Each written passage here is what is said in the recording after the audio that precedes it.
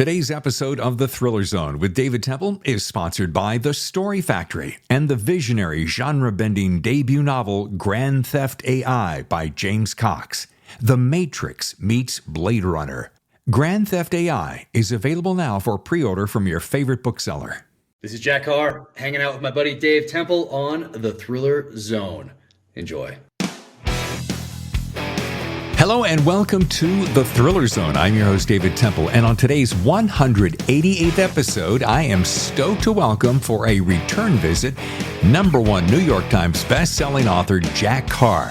Now, as you know, Jack burst onto the scene with the debut thriller The Terminal List that launched his career and went on to become a top-rated television series. Well, Jack is back with James Reese and his 7th thriller, Red Sky Mourning. So, I think it's time for you and I to jump into The Thriller Zone.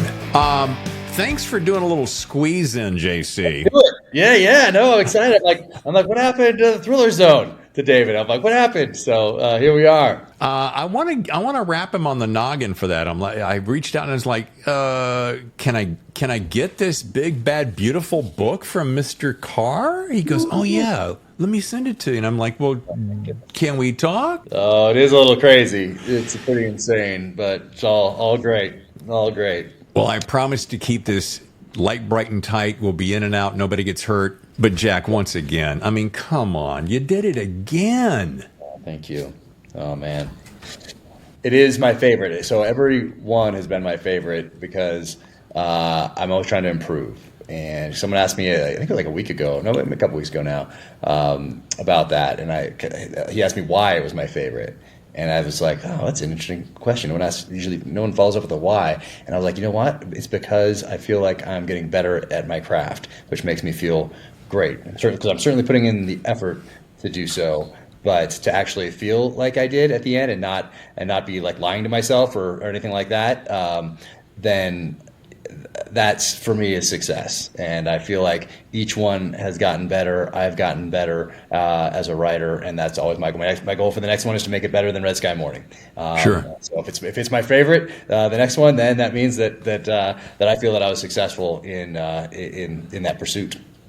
You know, and we talk about this a lot on the show, Jack, about people having this syndrome that goes, I think it sucks, man. No one's going to like this one. And I don't know where that comes from or why we do it or why we continue to feed that machine. But I have realized that with time, if you just go, hey, by the way, wherever you are on the shoulder, just shut up. I got books to write. And isn't it funny that after you get it done, you go, why was I worried? Because this turned out really great. Yeah, and it's interesting when you hear somebody say it who obviously does not mean it. When you know what I'm talking about, and then that's just annoying. Like, come on, you have whatever. You know what I'm saying? So yeah. I've never felt like that. I've never had the imposter syndrome, and I don't know why that is. People talk about it, but I don't know if they talk about it because they have heard about it from other people so much, so they feel like, oh, it's something that you should experience or should feel at a certain stage. But I do not. And I didn't have it in the field SEAL teams. I heard some people, once again, talk about it in the SEAL teams, like a SEAL leader feel like an imposter. Like, okay, maybe step aside and let someone else step up there that can do the friggin' job. I don't need you wasting any bandwidth worried about you doing it right. I need you to be working on being the best warfighter and leader you possibly can be. And if you're doing that, then that's your job. That's your job, to be prepared to go to war. And in order to do that, you need to be a student of warfare. So I think if you're a lifelong student, or at least for me, I feel like I was a lifelong student of warfare. I still am, and a lifelong student of this craft, first from the fan perspective, and now as a practitioner of that craft. And I look at both as professions too. The profession of arms, it's called the profession of arms, not the career of arms, for a reason. And this is a profession as well. I think there's something, precision in language reflects precision in thought. And I think there's something different about thinking about something as a career versus a profession. And I certainly have thought of everything that I've done in life thus far as a profession. So I don't feel that. And I can tell when people say it and they don't really mean it too. I'm so glad you called that out, because the older I get, and especially with this recent diagnosis of cancer, I have realized that, and I'm working on a nonfiction book about it, by the way, because it puts it into reality real quick. That life is in two columns: the shit that matters and everything else. And if it ain't mattering, then be focusing on the thing that you have control of or enjoy and or that you know that you should be doing. Yep. Yeah, no, exactly. And if you love it and you're striving for constant improvement, I mean, that's the best anyone can do. So I think when you get complacent, maybe obviously complacency kills. There's a reason that's been passed along. Especially at the end of a deployment, that's when you have to be the most careful.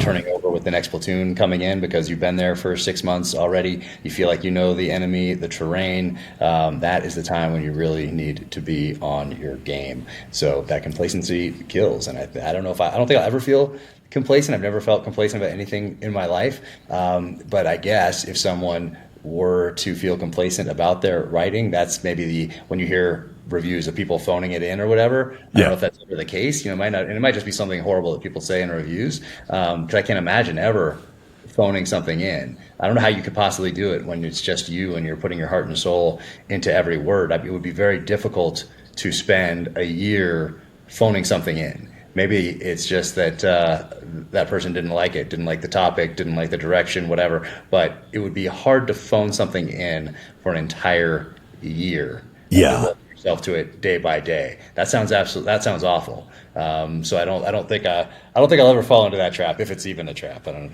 know if it is or not. I also wonder this, Jack. Why do people say, they'll go, along with that false bravado, I'm just not really sure this is my best work. I kind of look at it this way. There are days, this is going to sound really egotistical, so bear with me for a second. Sometimes I'll write down something, I'm like, damn, that's good.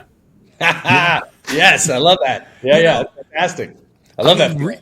And more often than not, I know that sounds like a lot of people want to call me on ego, but I'm like, no, somewhere in that cortex, that all came together the right way, and that's damn good. And why can't we wrap our arms around that more often? Yeah, no, that's a great feeling. I love that feeling. And I love getting that feeling from other authors too. If I'm reading somebody else, I'm like, wow, that was really, really good. That paragraph, that sentence, whatever it might be, like, ooh, that's fantastic. I get that when I Stephen Hunter. If you can read, you can take his name off a book, off an article, and read a paragraph, and that's Stephen Hunter. Yes. You can do that with Daniel Silva. You can do that with Vince Flynn. That was some of these guys. There's no mistaking who's writing these things. If you've read their other things, if you're a student of this from the fan perspective, you can tell. So I love reading that. And when I'm writing, when I get emotional about something, I'm like, that's a great feeling when you tear up as you're writing something, because it's emotional to you, because you're connected to these characters, and whether it's a conversation or it's something that happens, or the way that you've described something, or the feelings behind a sentence or a paragraph, that's when I know I'm onto something, is when I feel emotional having written it, or as I am writing it, or when I go back and I read it. So every book has had those sections for me thus far. So maybe if I ever write a book that doesn't have those, maybe that's time to take a break and sail around the world for a year or so, but haven't had that yet. And you know what? This book did it yet again, and I love it. There's plenty of military jargon. There's plenty of equipment references, like to the nth degree, and that's cool and that's awesome. But I said this to you last time we spoke. When you can pull me into the relationship, especially between James and the love of his life, when you can pull me into that and make me feel it and make me go, oh, and maybe even tear up in one of those moments, kind of what you just said, then you got me hook, line, and sinker. And everything else is good, but that's the gravy that I look for. Oh, thank you. No, I love writing. It's hard. It's hard, and that's that thing. I think that's the difference when something that's a subjective art form, that intangible that you can't really point to, and that's what it is. It's heart. And you can tell when you read something if it has that heart or not. And I think that's what differentiates the good from the great, no matter what the art form is that heart that goes in. You can't describe it, but you can feel it, and that's what makes art. And speaking of heart, and I will not give it away, but boy, that conclusion, the ending is so. So I want people to stay off social media the week it comes out. Don't, because someone will ruin something in the comments. So just stay out of the comments section. How about that? The week it comes out, or until you've listened to it or read it. That's my little bit of advice for people. unsolicited. Yeah. Well, I know the book launch kicks off like right now. I understand that. And by the time people are hearing this, you're on the road to the book tour. And I got two questions for you. The first one's pretty easy. What is your favorite part of these book tours? Because you light up like a kid at Christmas at these things. Well, I love talking about books in general. So anytime we're talking about our books or films, especially from the 80s, TV shows, especially from the 80s, I do. I love talking about books, reading other authors who influenced me, the books on these shelves behind me. I just love it. And I love to thank people in person. So I use social media as a way to do that virtually, something that authors couldn't have done 30 years ago. But now you can. And someone jumps on there and says, love the book, or I gave it to my dad, and we haven't really read a book together before, but we're reading it and we're discussing it. And I just love that. And so I hit that heart button and I thank them so much, or they jump on and they say they like the podcast, or they watch the show and it was awesome, or whatever. I like to thank them. But on book tour, you get to thank them in person. You get to shake their hand, look them in the eye, and sincerely thank them in person, because they're the reason that I get to do what I love, which is write. So I absolutely love it. And I love the questions. I love the questions that I get. I love the interaction with everyone. And it's so much fun for me. It seems like it's fun for other people out there. That's why I have these T-shirts out there now that are 80s rock band inspired book tour T-shirts. I don't think I've ever seen a book tour T-shirt, but I had that idea last tour because it was like a party atmosphere in the book tour at the book tour stop. So did that this year, and it's just a blast. I thought it was funny. I was watching you on Instagram this morning, and you're standing there with a stack of your cases and so forth on your books, and you open the shirt and you go, "Yeah, book tour, a T-shirt. No one in the history of writing's ever done this." And I went, "I'm going to ask him about that. Is that really true? That is a cool idea." Yeah, I don't know if that's true or not. It just came to me in the moment. My wife was filming me. I needed to say something, and it just seemed like a natural thing to say, because I've never heard of it. Certainly, I've never seen it. So yeah, it was just fun. We were just on book tour. David Brown was with me there from Simon & Schuster. We had the photographer with the backdrop, like the red carpet type thing, so nice. Make things more efficient for people with photos and signatures and all that stuff. And it was just fun. It was just a blast. So I thought, why don't we step things up a little bit and not just have this atmosphere here, but have a way to celebrate it in advance, during, and after as well. So that's the 80s rock band inspired book tour T-shirts called the Take Warning Tour. So I came up with that too. So Red Sky Mourning, it's a sailor take warning, of course. Mm-hmm. And so the Take Warning Book Tour 2024. Get your shirt now. Before I jump off to question number two, I thought of you. I was working out in the gym the other day, and I thought about you because I had on your T-shirt, the one that I wore last time we were together, with your crossed tomahawks. And I'm just working out, mind my own business. The guy walks back and he does this. Jack Carr fan, huh? Nice.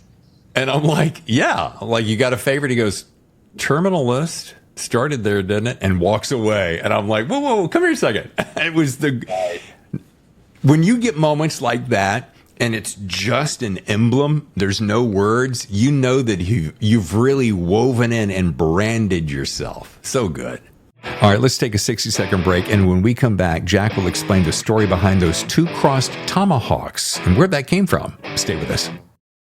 Today's episode is sponsored by The Story Factory and the upcoming visionary genre-bending debut novel, Grand Theft AI by James Cox. In San Francisco 2051, kids now get high-slotting wafers of data under the ear, and they'll pay fat crypto for the best at the hottest club in the city, The Fang. Thief Baz Covain and underworld fixer Rhea Rose team up with a crack group of cyber misfits to steal from the Fang's psychotic kingpin, Otto Rex. But first, they'll have to hack into his mind and infiltrate his highly secure layer of physical and virtual firewalls. It's a score that could set them up for life, if they can survive before Blackhawks touch down with federal warrants for Grand Theft AI. The Matrix meets Blade Runner. Grand Theft AI is available for pre-order now. And now, back to the show. Well, yeah, I didn't really, think about it in those terms when I started. I just took these two tomahawks that I had lying next to my desk in Coronado, California, and realized that, why don't I have Apple has a symbol. It's an apple. If I'm starting this next chapter in life and there's a product like there is with Apple, maybe I should have a little symbol too. And so I took these two tomahawks and I gave them, they were gifts to my kids, which is why they were right there at my retirement ceremony. So I gave my kids a Bible and an old nautical compass and told them, hey, these are to guide you. Gave them a leather-bound copy of the Constitution and Bill of Rights. And then I handed them the tomahawk, the Winkler tomahawk. And I said, here's the means to defend them. And so I had 3 tomahawks there. Took 2, put them on the ground, crossed them, took a picture of it, and thought, this is it. Because my character already had that. I'd already written the book by that point, and I knew that my character needed something. Being a child of the '80s with the Rambo knives, which aren't in the book, it's not in First Blood, by the way. That was something that they developed for the show. Stallone knew the importance of props, and hence the Rambo survival knife that we all know and love. And so I thought, well, I can't do the knife. That's been done already. But what about a tomahawk? What about something that symbolizes that my character is a student of warfare, but also this ancient weapon is made using modern techniques? And there it was, right there, lying right next to my desk as a gift to my kids. So that became the symbol. Somebody stopped one of the my director of e-commerce now. So I have a couple of people helping me out with things now, and my wife with things now because we're juggling so much. So someone stopped her in the store the other day too. She has had a T-shirt on, a new one with crossed tomahawks, and someone stopped her as well. So that's pretty cool. See, that is so awesome and so good, and I love it when something organic happens and you're like, it's kind of like back to our earlier comment about the love of the story and the heart of it. This is just what I'm doing. I dig this. And then all of a sudden you step back for the 30,000 view and you're like, oh, that's it right there. And that's what you've done with that symbol. And so awesome. Here's question number 2. And I'm going to stop back a second. It's hard to believe because you just made a reference and it triggered my mind. It was March of 2018 when the terminal list dropped. I met you the next summer at Thriller Fest 2019. And I'm thinking, look what you've done in 6 years. I mean, do you ever just kind of pinch yourself? It's somewhat rhetorical and just go, wow, who would have thought? Of course you would have thought in the back of your mind, but you know what I'm saying? Not yet, because this gets back to our earlier portion of our conversation about the imposter syndrome. And so I did think that this was, I never thought for a moment that, I knew it's a possibility that I'd fail in BUD/S, and that's part of the draw going into the SEAL teams. It's a draw to test yourself. It's been something that I think has been part of the just society in general and civilization in general, is having a test for young men. That's why so many people are drawn to Marine Corps boot camp. It's in the DNA, and you used to have to prove your value to the tribe in order to be accepted into that tribe at a certain age. So whether that's 12, 13, 14, 15, 16, 17, there are different ages throughout history where that has been a kind of part of your evolution, but that's a very natural thing to want to do. So I knew it was a possibility that I would fail, but I prepared myself as much as I possibly could so that I knew that I would not leave anything on the field. So same thing with this. I knew I wanted to do it from the youngest of ages, and I've been preparing myself the whole way as a student by reading all these books, but not necessarily knowing that these great authors of the 80s and 90s and 70s, 60s even, were preparing me for that future. I was just enjoying the magic in those pages, but they were really my professors in the art of storytelling. So I had this foundation, and I wasn't reading those guys back then thinking, how am I going to do this one day? No, it was just about the magic, because at those young ages, at 11, 12, 13, 14, 15, 16, 17, 18, you don't yet have this experience and this cynicism and these filters that kind of build up over time, distractions, responsibilities. My only job was to probably not be annoying to my parents and be quiet for a little bit and escape into the pages of a novel. And so that all became a part of me. And I say that at the end of the book. I try to thank as many authors as I possibly can who built this foundation for me and the acknowledgments, but there's probably quite a few that I don't even know influenced me because they're so ingrained in me as who I am as a person that I forget that I even need to that I should acknowledge them because they're just a part of me, and so I don't even make that connection. It's so closely connected to who I am as a person.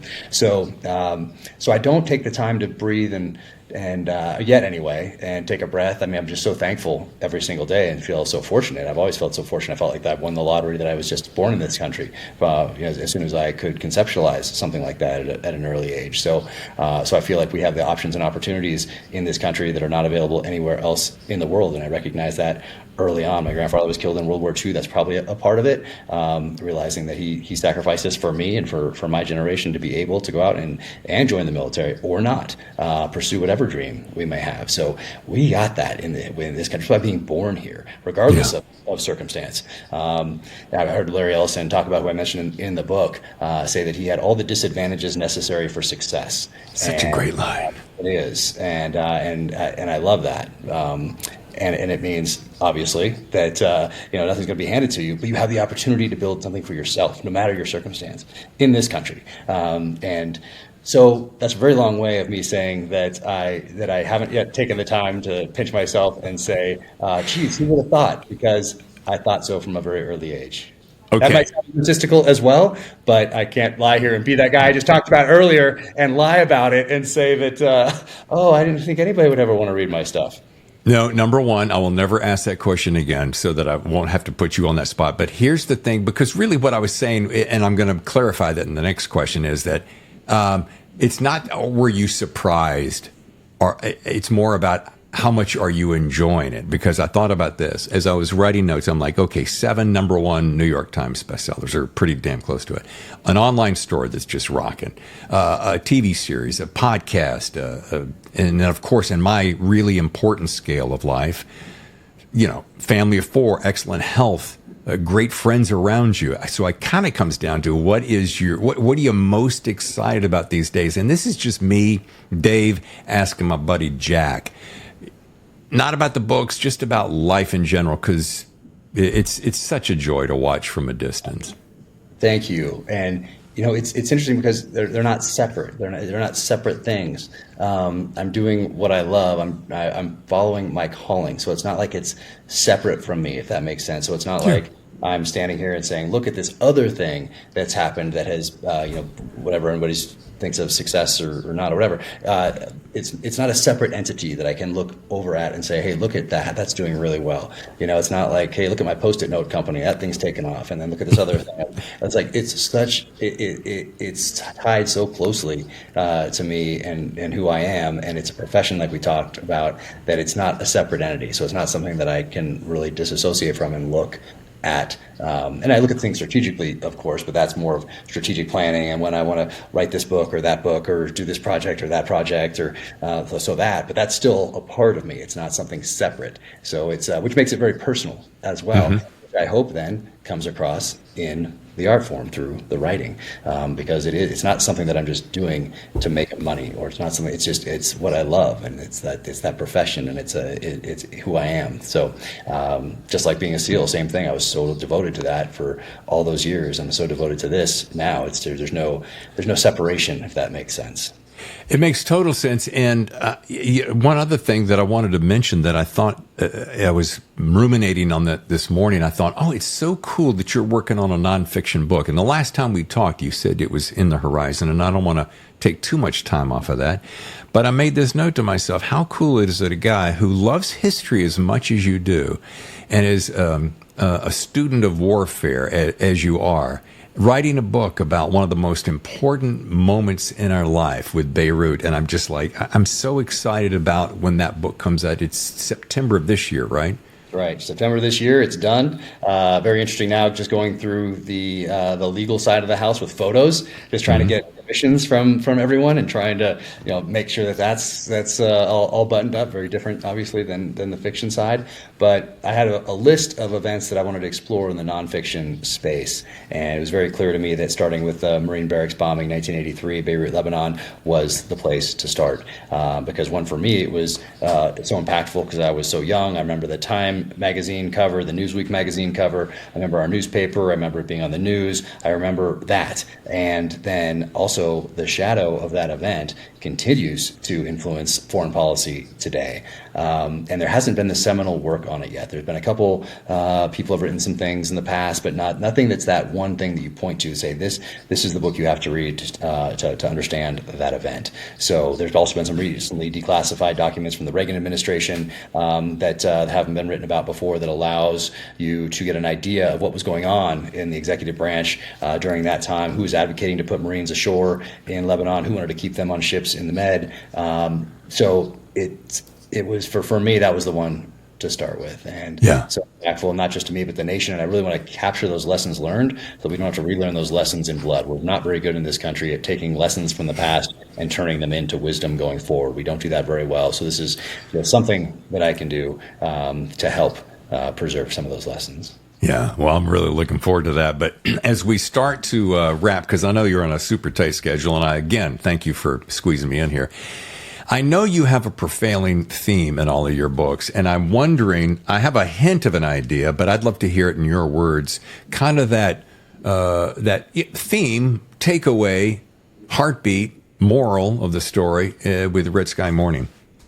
Yes, each of the book has a theme. I got that from Stephen Pressfield, and that's really been a guiding. I think it's helped a lot with edits because coming back from Simon & Schuster, there have been very few content edits. Most of those are along the lines of, hey, explain this a little bit more for someone who wasn't in the military, or explain this a little bit more for someone who hasn't read the 6 previous books. Like those are the typical things that I would get, and there are not very many of those. And I think that's because I have this theme, and I write it on a yellow sticky. I keep it next to the computer, and that guides the writing process. So everything that I write has to come back to that theme, either directly or, more importantly, indirectly. So for this, it was loyalty and questions of loyalty. And that really that helped guide the writing process. And I explore that question really through the geopolitical events that transpire in the book vis-a-vis the United States, China, Taiwan, and this new emerging autonomous control of certain military assets. And I focus on naval assets primarily in this book, but not exclusively, and where that's going. Because if you look at the last 20 years and the technological innovation, the pace of technological innovation, how rapid that has been, just think about the next 20 years when we're talking about AI and quantum computing, and then in the military space, how you use that tool in defense or offense. So that were some of the questions that I wanted to look at in the book. But that underlying theme of loyalty is the basis for everything that happens. And it's right there up to the last paragraph. That's all I'm going to say. By the way, I do want to, I'd love to deep dive on that. We have like 3 minutes remaining, so we'll have to do it another time. But I know that your podcast, Danger Close, will probably, and boy, I would love to pick your brain on AI, especially as it revolves around the military and the way that technology is moving so rapidly. But I'll tune into your podcast for that. How about that? All right. I do want to close with the same thing. We've closed with it before. Sometimes it changes with authors. Sometimes it doesn't. I would be a loser if I didn't circle back to the same question. Your best writing advice. I know you got a killer one. I forget what I said in the past, so hopefully it's the same or similar anyway. But Brad Thor passed me this one, and he got it from someone. I read it was from someone else in the 70s. But they said the difference between a published author and an unpublished author is that the published author never quit. So that stuck with me as I started down this path, because same thing with Buds, same thing with life in general. There's that, and then write it for your bedside table.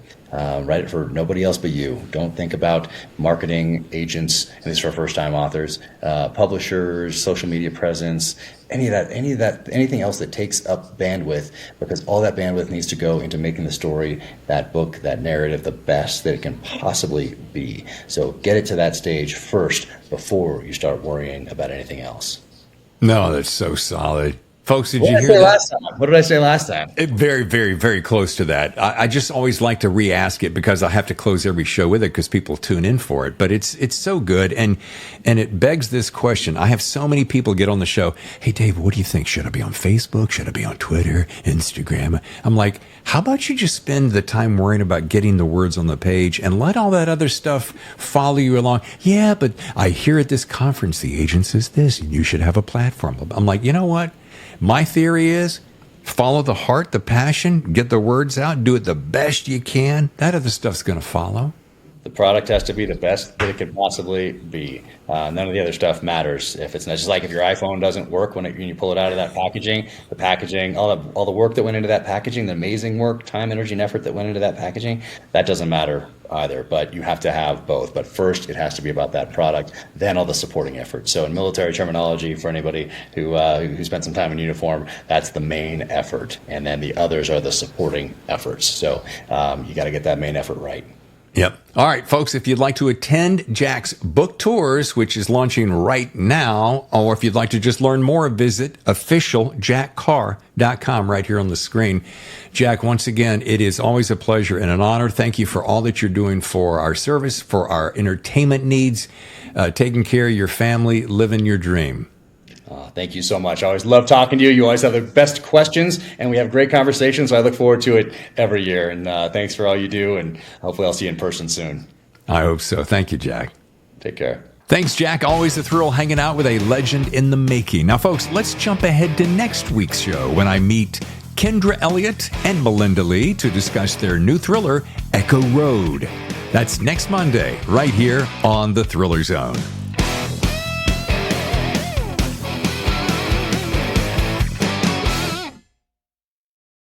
The Thriller Zone has been presented by The Story Factory and the visionary genre-bending debut novel Grand Theft AI by James Cox. The Matrix meets Blade Runner. Grand Theft AI is available now for pre-order from your favorite bookseller.